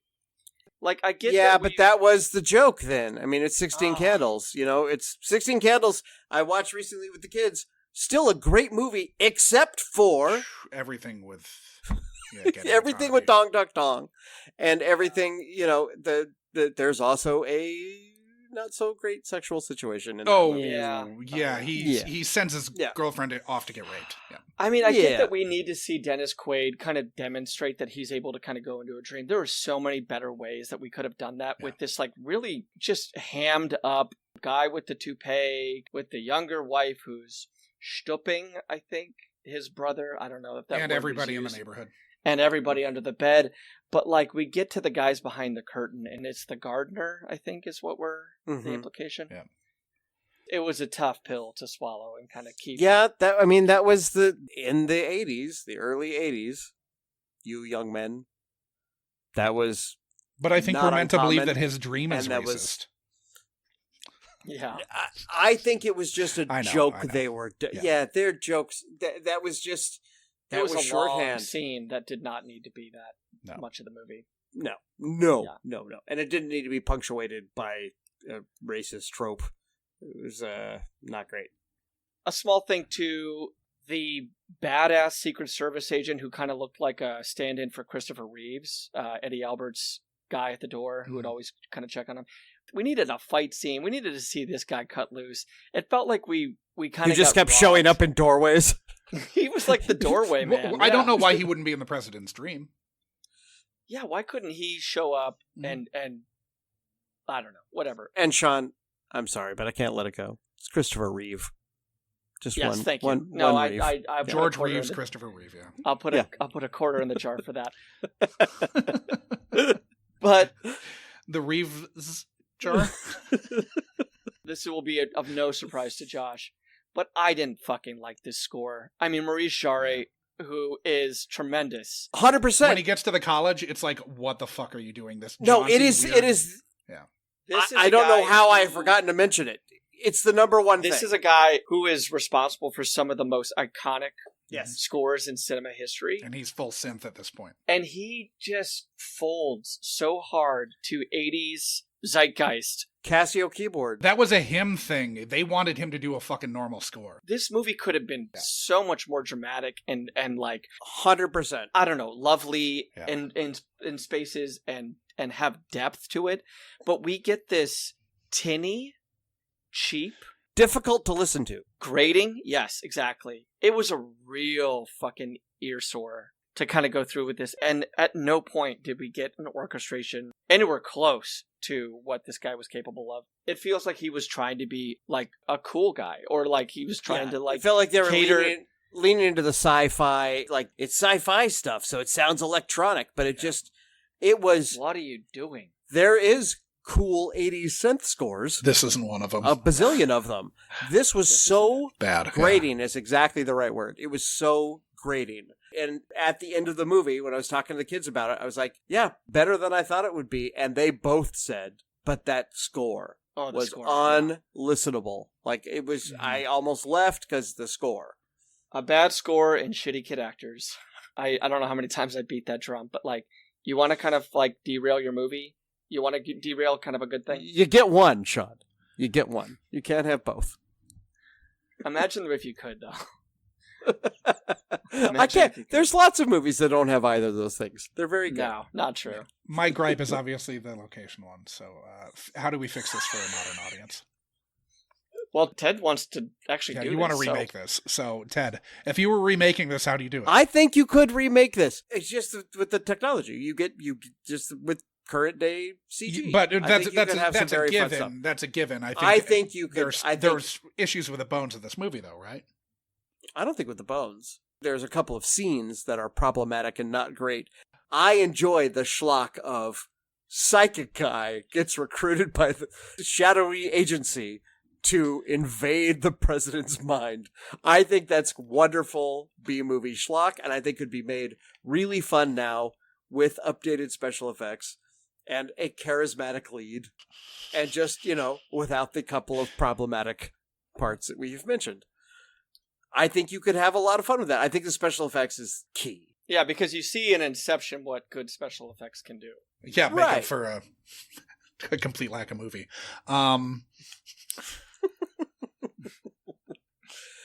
I think you... What's our email, Josh?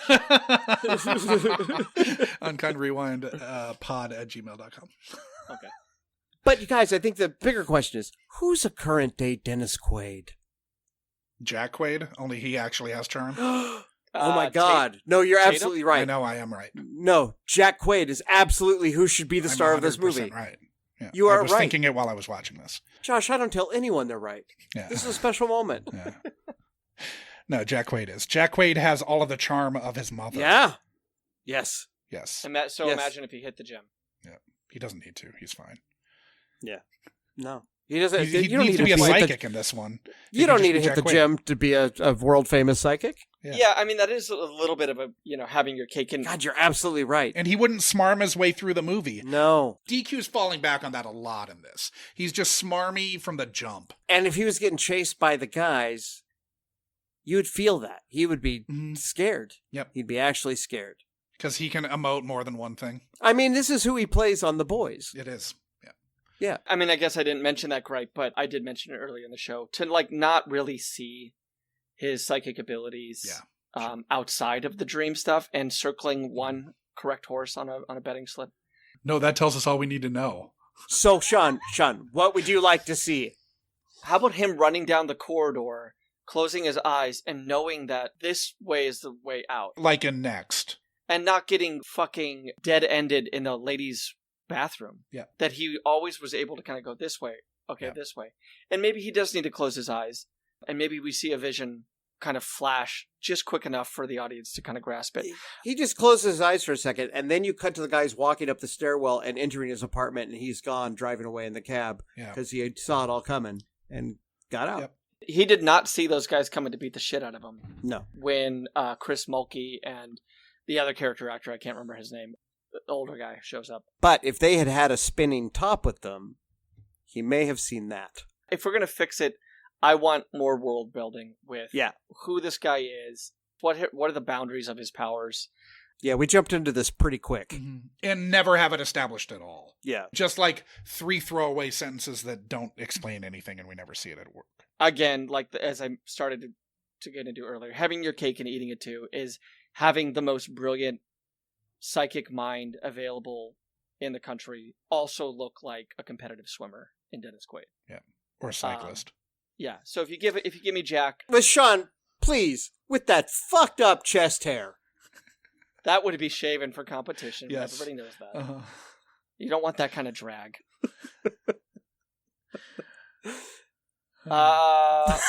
Saving Graces? Is that where we are? Yeah, I mean, for me, my only fix is I think you have to cast someone who has charm. And he doesn't, so. Okay. Ted, Saving Grace? I really like Dennis Quaid The in whole this thing? movie. Okay. I liked Plummer. I liked Von Sydow. I liked Eddie Albert. Yeah. I don't think Kate Capshaw brought a whole lot to the movie. She really didn't. I mean, she was fine. And it's not... I don't know that she had much to do. To be fair, yes, the role did not require much. She had a weird thing, too, where she would always kind of turn fully toward the camera and give, updates to Max von Sydow sitting directly next to her. Well, that's the Capshaw turn, Sean. That's the Capshaw turn. What was the summer of Capshaw? We all know that. You should see what she does with that in Space Camp. It's pretty incredible. Yeah. I can't wait. Yeah. When she turns to Tate Donovan, oh, you will not believe it. So, I really liked David Patrick Kelly.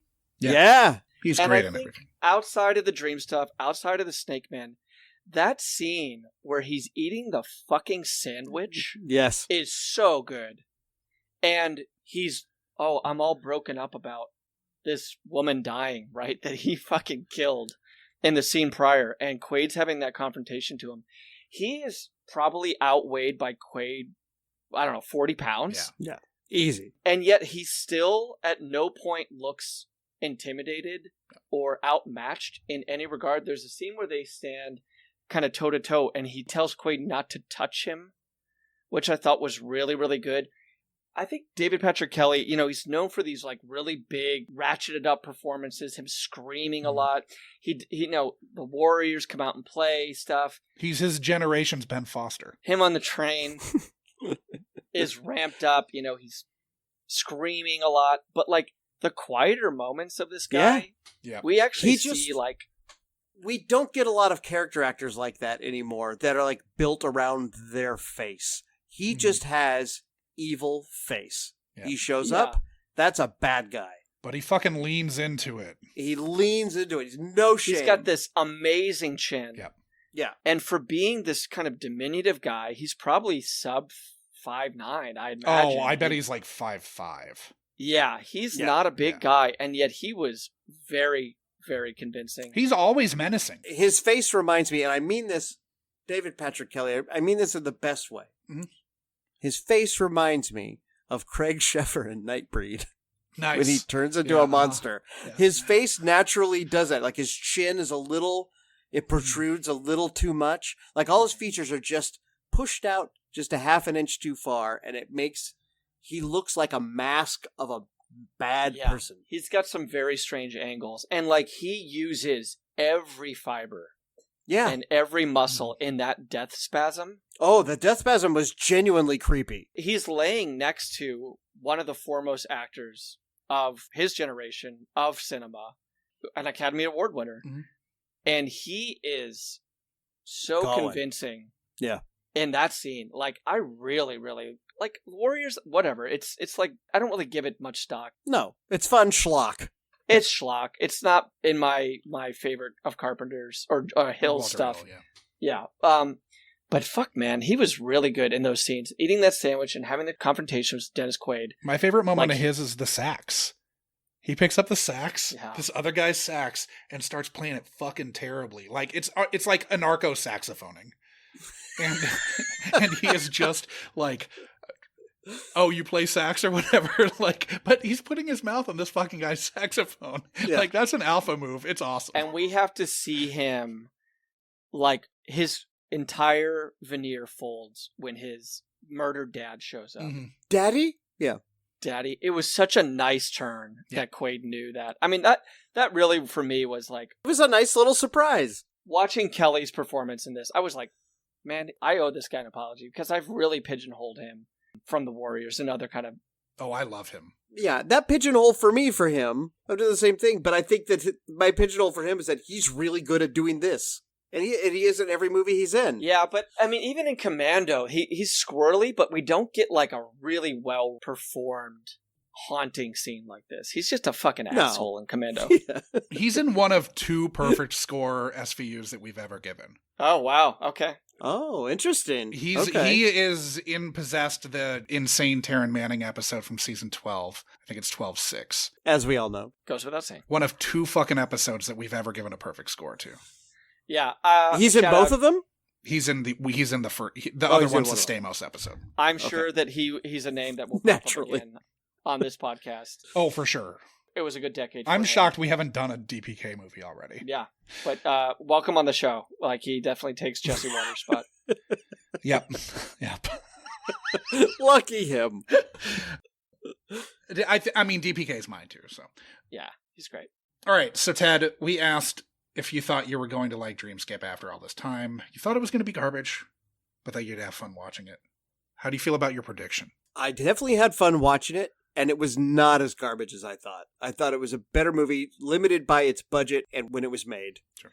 The resources. It is not garbage. But it is not garbage. No. It is definitely one. Not garbage. It's not one I'm going to like rush out and buy, but if I saw it passing by on cable, I'll watch it.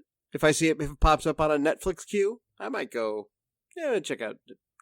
Because I'll tell you this, probably every time I watch it will be like, I wonder if I was wrong the last time. It's one of those. Ted, do you think that this has the same reason I've seen Phantom Menace like 10 times? This time, maybe it's going to... Does this have the recognition to show up maybe at a Hollywood theater or a Academy or something like that down the road? I could see that happening. If this showed up in a movie theater, I would go see it because it would be fun to see with people who were there because they enjoy it or at least were morbidly curious about it. Yeah, the Hollywood theater here in Portland, Josh, they play a lot of Revival House stuff, revivals and stuff. Yeah, and it's usually pretty fun. The last one we went to was a couple of months ago. My daughter and I went and saw Blade. She had not seen Blade before, and it was a 35 millimeter shitty old print. So it looked like a crappy 70s exploitation movie, which is exactly how that movie should look. Sure. And unlike I'd ever seen it before, and it was so much fun. Oh my God, it was fun. Yeah. Some motherfuckers are always trying to ice skate uphill, Ted. Always. Always. There's only one blade. There'll always only be one blade. Was that the third Marvel movie? There was Howard the Duck, as Captain I mentioned the last America. time. There was also The Punisher, Dolph Lundgren's Punisher. Oh, right. Shit, I forgot about Dolph's. Because I remember being very excited about that movie when it came out because they let him have the skull on his knife. So Blade's 4 then, right? If we're counting that Captain America. There's Fantastic Four, which was never properly released. Yeah, that was never. Roger Corman. That'll never see the light of day. Yeah. Yeah. So it might Okay. be. Think it was. Yeah. Ted, Yes, sir. before we say goodbye to listeners at home, Mm-hmm. where can they find you? At my home. On Facebook and Instagram, I'm just at Ted Douglas. You could find me there. Maybe an underscore between Ted and Douglas. And Douglas has 2 S's. Yeah, that's about it. There's not a whole lot of other places to find me. I don't work so much in the media. You haven't anymore. resolved to keep your letterbox I up do, to but date? I don't know the name of it. Nobody. Okay. What are, I think baby, maybe 4 Baby's people first follow it. movies? Baby's first movies. That's fun. That's where I log all the movies that I watch with my kids. And is that a That's separate on account? on Instagram? Yes. Okay. So That might Baby's be first fun. BABYS first Okay. movies. Okay. On Instagram. Other than that, like go find a Portlandia I was in, or episode 7 of season 2 of American Vandal. I was in there. You can see me. That's what I look like. There I am. 2-7? You said of American Vandal? I think so. Okay. Yeah, I think that's right. Okay. And then if you're in Portland, check out sirentheater.com. There's lots of shows that happen at the Siren Theater, and sometimes I am in them. If it's a staged adaptation of an old movie, chances are Chances good. are pretty- chances I'm are a really good. chances are good. I'm a bad guy and or an asshole in them. Yes, keep your eyes out, Portland, for that. You're not a bad guy to us. Yeah. No. Next year Roadhouse will come back, and you should definitely come check out that show is tremendous. Is it coming And back? next year will be the 15-year anniversary when we Okay. first did it, so I'm pretty sure we'll do it. Okay. And we just did this year, we did a parody show called She's Like the Wind, Nice. which you can guess what Oh, movie yeah. that is.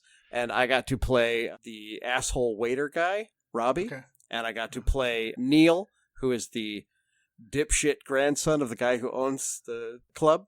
And those were real fun to play, and that show is really good. Nice. It stars our very good friend Lori Ferraro, who is a absolute dynamo on stage, and her as Baby. Chef's kiss. Keep your eyes out for that, everybody. Yes, sirentheater.com. Thank you, Ted, for subjecting your childhood to the scrutiny of the Unkind Rewind. It passed. It did pass. Yeah, Yeah. I feel pretty good about it. Are you shocked, though? A little bit? Yeah, no, I am. I thought this movie was going to be trash. Yeah. And I'm delightfully surprised that it wasn't. Except for those couple of moments. Sure, yeah. And those couple of moments are big, but They are big, but sadly not uncommon in rediscovering No. 80s trash. no. Yeah. No, it's almost every... Yeah. It's without fail, Yeah. almost. When we look back, we started this by saying the 80s were pretty rad. And now thinking about it, I'm like, were they though? Oh, yeah. But what about Yeah. stuff, that bad shit that was over there that we Yeah. don't want to talk about? Let's not watch Revenge of the Nerds ever again.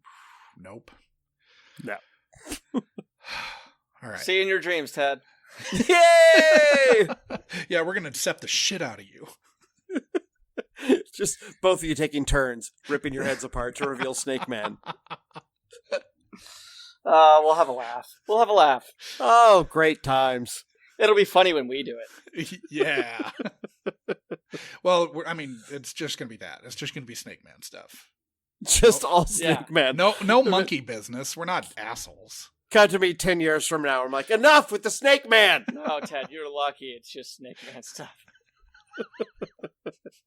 Count your fucking blessings. Bye, everybody. Bye, everybody. Bye. You've just listened to another installment of the Unkind Rewind podcast, mining and potentially ruining your childhood for content, one film at a time.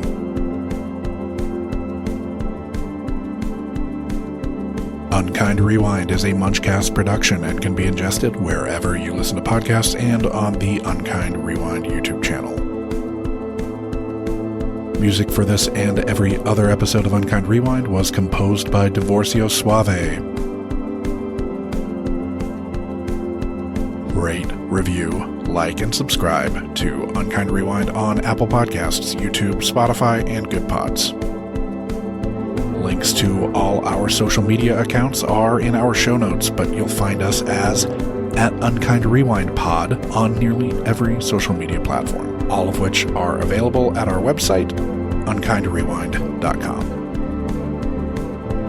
If you have a question, concern, complaint, or feedback, you can email the podcast at unkindrewindpod@gmail.com or call into our call-in line, area code 507-479-6440, and leave a message that can be played on air.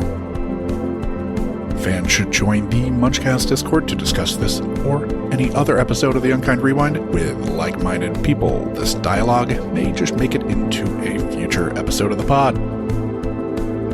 The Unkind Rewind Patreon will be coming soon, so start squirreling that pocket change away. Thank you for listening to another Unkind Rewind.